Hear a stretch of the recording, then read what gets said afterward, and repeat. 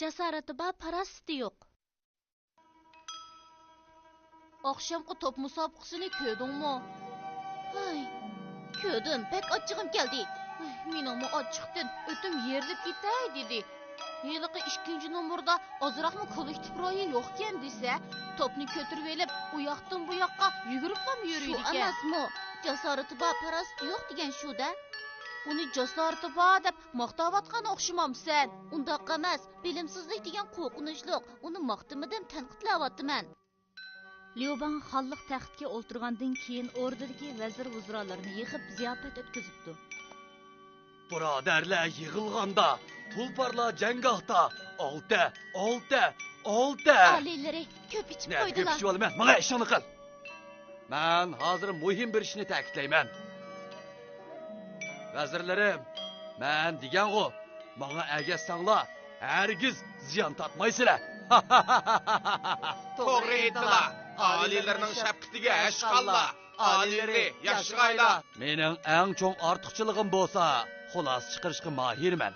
Bugungi ishni xuloslab o'tay. Mening taxtda o'ltira olishimdagi sabab men boshqalarning ortiqchiligini bilalayman. Ham ularning ortiqchiligini joriy qildirishiga fursat yaratib beraman. Qanshin, qenidanga deganlarim to'g'rimi, emasmi? Alilari deganlarning birimi xato emas. Noiti yaxshi so'zildilar. Ko'pchilik olqishlayli. Biroq o'zlarimi biladilar. Mening ko'nglim to'z, og'zim ishdik. Ko'ngillariga yaqinizmi day. Amaliyotda o'zlariga ayon. Ba'zi jihatlarda Shangyu silidan ustun. Men ilgari uning qo'l ostida ishlagan. Uning mijoz xarakteri menga besh qo'ldek ayon.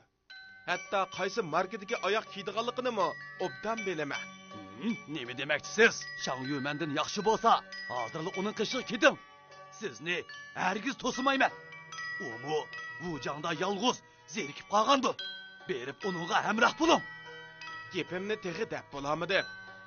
Alilari, Shangyu garchi botur, jangga mahir bo'lsa-mu, biroq odam ishiltishda fahmi yo'q. Shunga uning qo'l ostida o'z qobiliyatini ishga sog'ili bo'lmaydi. Misol keltirib beqing amsa. Misol keltirish hojatsiz. Mana men buning eng yaxshi misoli. Uning qo'l ostida ishlagan kunlarimni eslashni xohlamayman, alilari. Vazirim, degan gaplaringiz noiti o'rinliq, ammo vaqtni isrof qilmasak bo'ladi. Asli maqsadga kelsak, Shangyu garchi botur, jasur bo'lsa-mu, ammo yiroqni ko'zlashni bilmaydi. Uni jasorati va parasti yo'q deyishga bo'ladi. Ammo o'zlari odam ishiltishga mahir. Shunga jahonga xo'ja bo'ldilar. U qandoqmi o'zlariga tankilalisi. Men sizga degan-ku, odam cho'qim samimiy bo'lishi kerak. Bu maqtashlaringiz meni xijil qilib qo'ydi. Mana bu jasorati va parasti yo'q degan iboraning mazmuni so'zlangan hikoya. Bu ibora aqlin ishlatmay, jasoratiga va birdamlik hissiyotga tayinib, ahmoqon ish qiladigan kishilarga qartilgan. Kichik do'stlar, tushundinglarmi?